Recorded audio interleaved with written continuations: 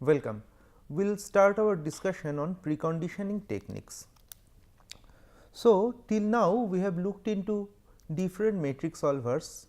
We started with the basic metric solvers like Jacobi, Gauss-Seidel, and then we looked into projection based metric solvers, say steepest descent, minimum residue norm.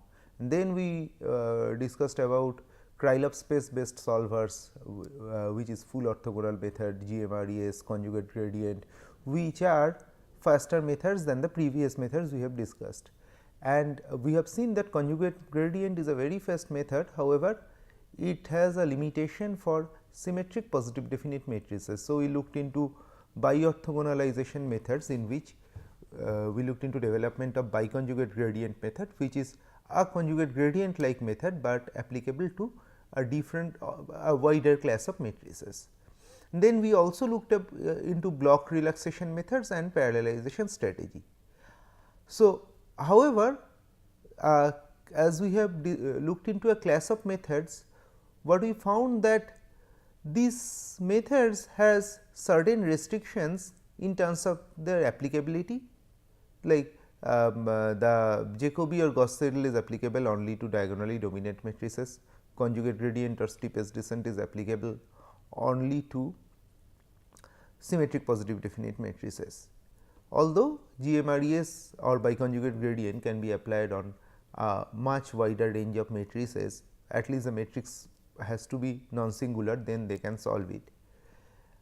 However, the issue is that they are iterative methods, and therefore, the solution needs to the solution vector needs to be iterated over a number of steps, and the number of steps are usually of the order of the size of the number of rows of the matrix. And after these iterations only it will converge, in some cases the number of iterations are much more than the size of the matrix also. So, the number of iterations is a binding parameter or a restrictive parameter when we are looking into an iterative solver. Whatever iterative solver we design through very refined linear algebra, if we can define a very good iterative solver, still this iterative solver will take a number of steps to converge, and this number of steps or the rate of convergence of an iterative solver, which is the rate at which the residual reduces to 0 or the difference between the last updated solution and new updated solution reduce. This rate is a function of some of the matrix properties. Say, think of a Jacobi or Gauss-Seidel type of solver. The rate of convergence is a function of the spectral radius of the iteration matrix. If I look into conjugate gradient matrix, it is some way a function of the condition number or spectral root over of condition number. The rate of convergence is function of that. So, if we can change the matrix, we have better solution, but for some matrices, especially long back we discussed about condition number, the matrices which are ill conditioned, that means the singular values, one singular value is very larger and another singular value is very small. In this type of matrices, the number of steps will be very high because the convergence rate is low. So, what should we do there? One idea is to we'll employ a lot of steps to solve it, but remember, as the matrix is larger in size, in each step lot of mathematical operations are done. So, if the number of iteration steps are very high, the total number of mathematical operations are also very high. So, that is why the question comes that how we can reduce the number of iteration steps, in a sense how we can reduce the number of mathematical operations and can have a faster solver. We should consider the fact that the quest for looking into different matrix solvers, starting from the age old Gauss elimination method to what we are discussing like biconjugate gradient or GMRES type of solver, the quest for developing different matrix solvers came simply due to the fact that we want to have faster convergence. And in reality, where say you are doing a weather simulation, where you have a very large matrix and you have to get very fast result to predict path of a hurricane, and you really cannot afford the number of computations to be so high that it takes lot of time and the solution is not available, when it was required to serve certain purpose. So, you need to look for faster solver, and this precondition technique is in a way will see that how we can do some alteration with the matrix properties, so the convergence can be obtained in a faster manner. So, what we are discussing is that the rate of convergence of the iterative methods depend on the properties of the coefficient of matrix A. So, if we are solving Ax is equal to B, the matrix A determines what should be the rate of convergence, because whatever theorem we read about convergence, the theorem says that the method should converge for any initial guess x 0. Only what will be the rate of convergence, that depends on certain properties of the coefficient matrix A. For example, convergence rate of basic iterative methods like Gauss-Seidel, Jacobi or successive over relaxation depends on spectral radius or the modulus of largest eigenvalue of iteration matrix G. If the spectral radius is close to 1, the convergence is fast. If the spectral radius is large, if the spectral radius must be less than 1, I am sorry. If the spectral radius is much smaller than 1, the convergence is faster. If the spectral radius is close to 1, the convergence is slower, or it will take more time. And how G is determined? We have different methods, like for Jacobi there is one way to obtain G, for Gauss-Seidel there is another way to obtain G, for SOR there is another form of G. However, if we are using one particular method for one particular matrix, G is fixed. So, we are kind of tied with the eigenvalues of G and the rate of convergence of this method. Convergence of steepest descent method depends on the spectral condition number, which is the radius of magnitude of maximum eigenvalue by minimum eigenvalue of A. And as this particular value, this spectral condition number is close to 1, the convergence is better. If the number is larger, the convergence is poor. Convergence of GMRES depends on the condition number of A, which is the ratio of the singular values of A and or mod A by mod A inverse, and convergence of conjugate gradients depends on square root of condition number of A. So, as smaller is this value, the condition number is always a number, is the ratio of largest eigenvalue, largest singular value by smallest singular value. So, it is always greater than 1.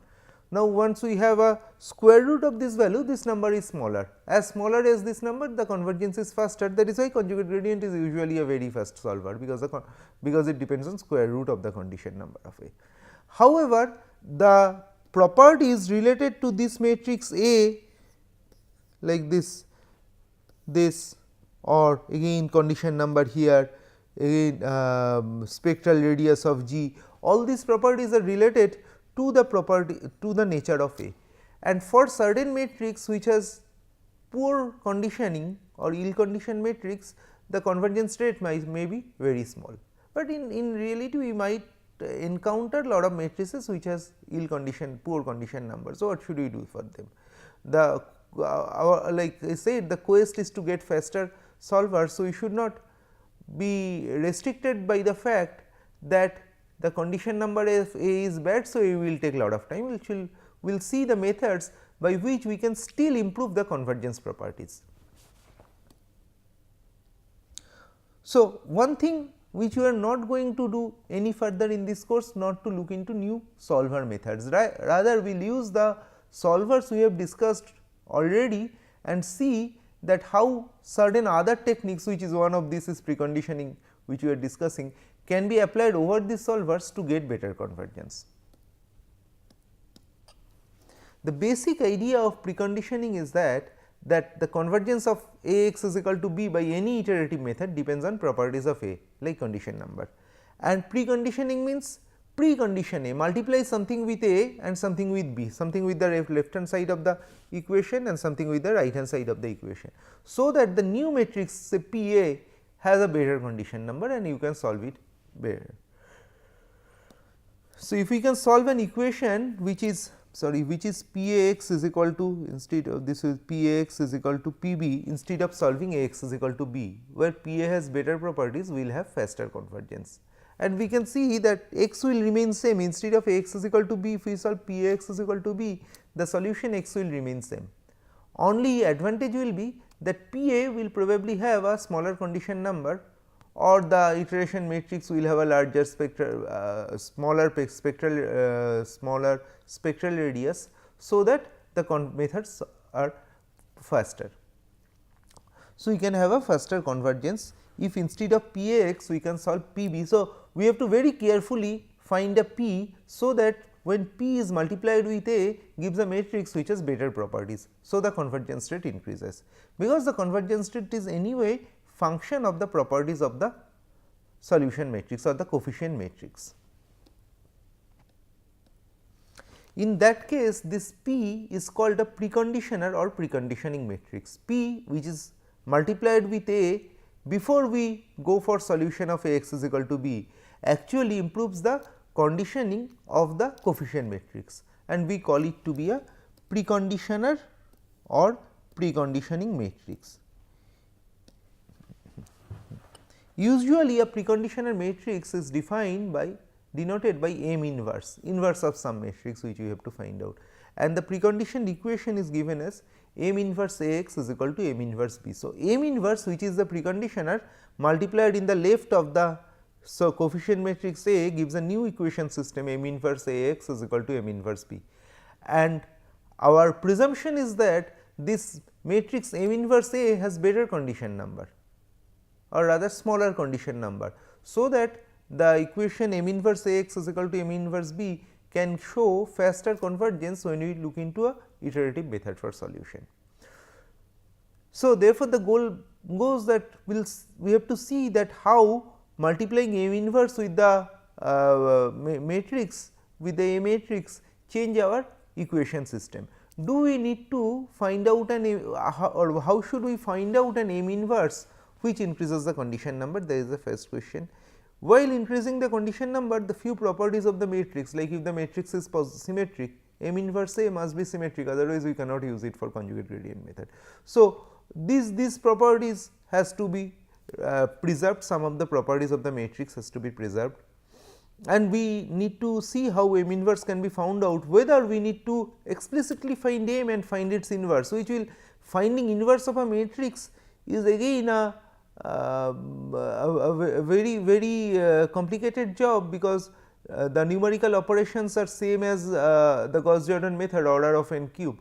So, do we need to explicitly find out inverse of the matrix?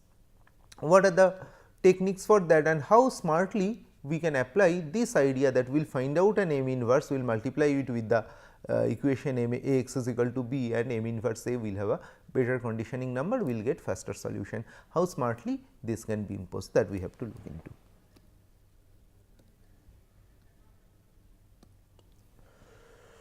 So, there is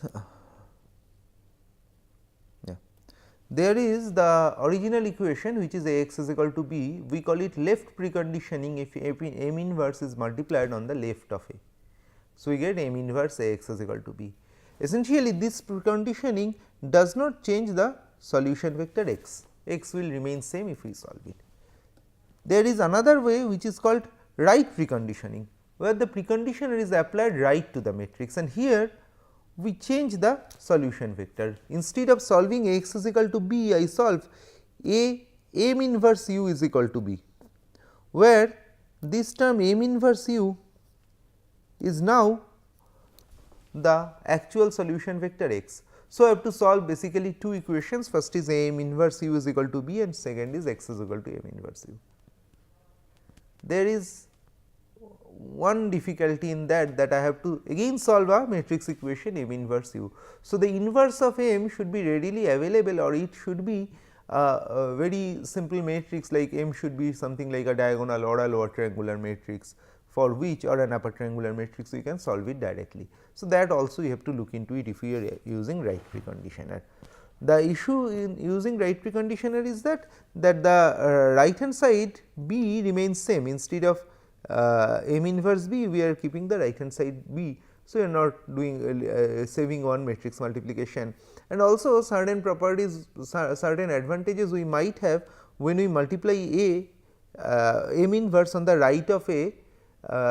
In some cases like M inverse A might give a M inverse A might give a bad condition matrix, but M inverse might give better condition matrix. So, these things are possible in some cases.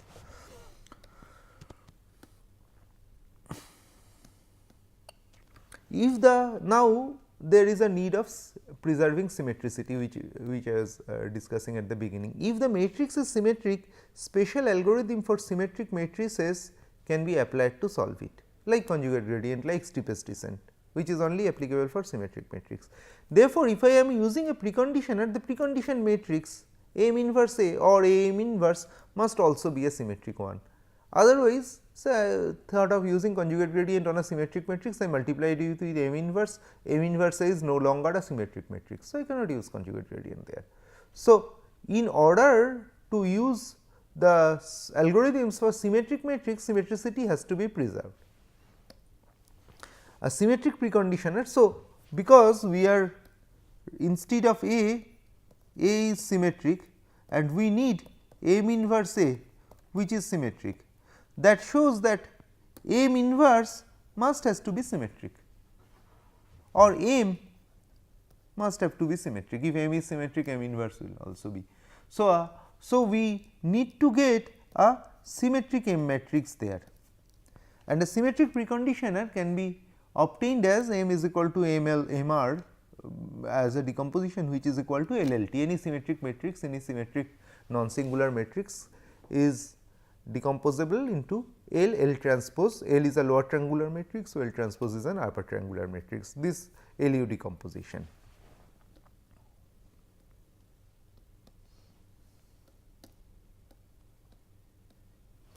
LU factorization, and also we can see that if any symmetric matrix can be obtained through an LU decomposition where M is equal to LLT, LU factorization can also be applied for preconditioning, and this is a very useful technique of preconditioning. We will look into the later parts of this discussion, that M can be obtained as an LU decomposition or as a LU factorized matrix, and if it is a symmetric, then it will automatically an L transpose matrix.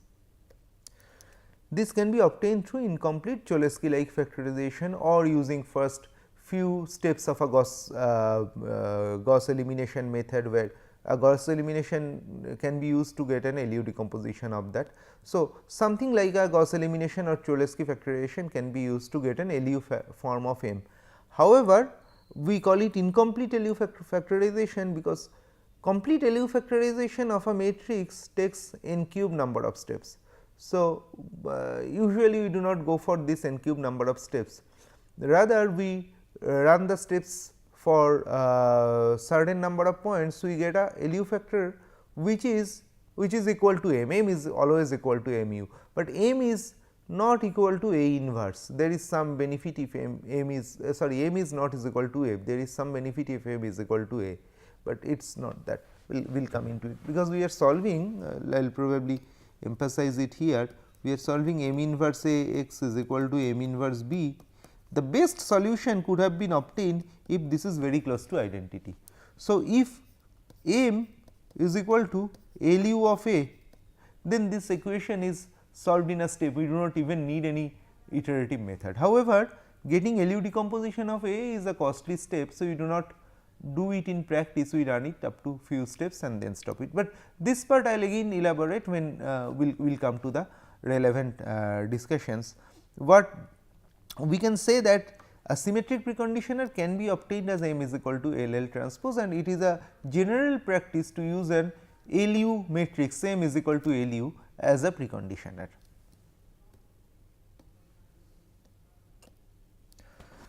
There is another thing called a split preconditioner, because we have seen that M is equal to LU is a general practice of using preconditioner, we just discussed this, but the rationale I will discuss later, but M is equal to LU is a general form of preconditioner, let us recall that. And so, M is already we formed M in a split way, there is one factor L, another factor R. Another idea is that a split preconditioner, where M is equal to ML and MR, and ML and MR both are triangular matrix, and ML is multiplied left of the coefficient matrix A, MR is multiplied right of the coefficient matrix A. So, the split conditioned equation system looks ML inverse A, MR inverse U is equal to ML inverse B, where X is equal to MR inverse U. So, this has the right preconditioning part, which gives an auxiliary equation X is equal to M inverse U, and also the left preconditioning part, which multiplies L inverse with B. What is the advantage? Advantage is that if we can well design ML and MR, we can very well preserve the symmetricity of A matrix. That's the best advantage of this.